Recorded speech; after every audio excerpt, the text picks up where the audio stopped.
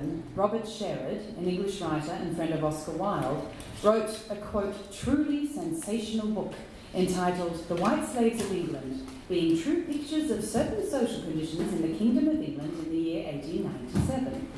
Later, a set of magic lantern slides were developed from the book's illustrations by Harold Pifford. Professor Paul Pickering will read to you something like what may have been heard when these austere documentary drawings were first projected.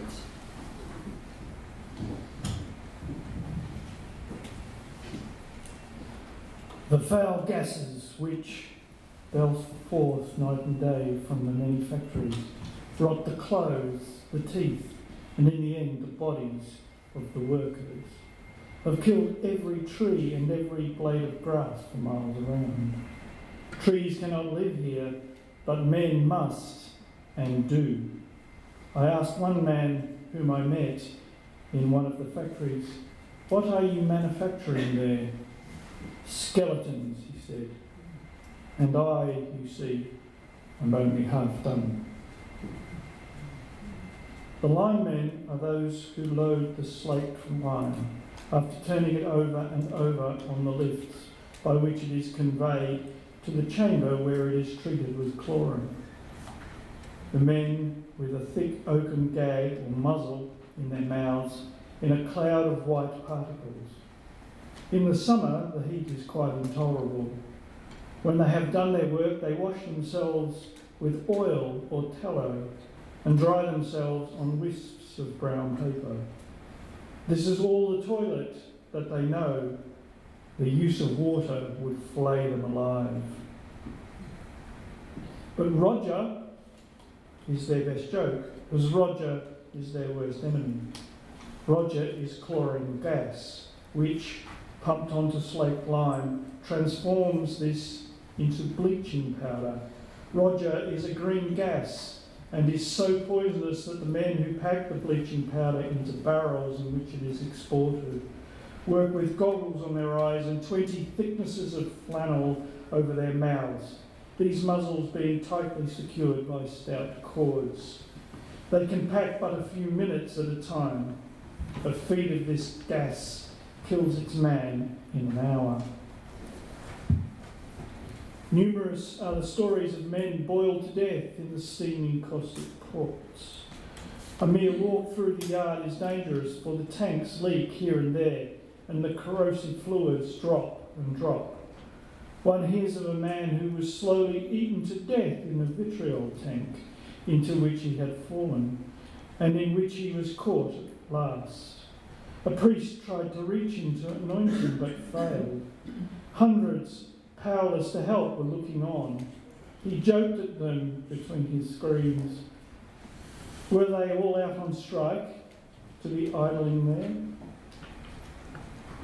In the one downstairs room of a house in one of the lowest neighbourhoods of Leeds, I found an old slipper maker at his tea.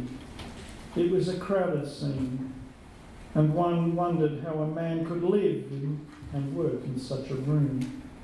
Here this man had worked for 30 years and never less than 14 hours a day.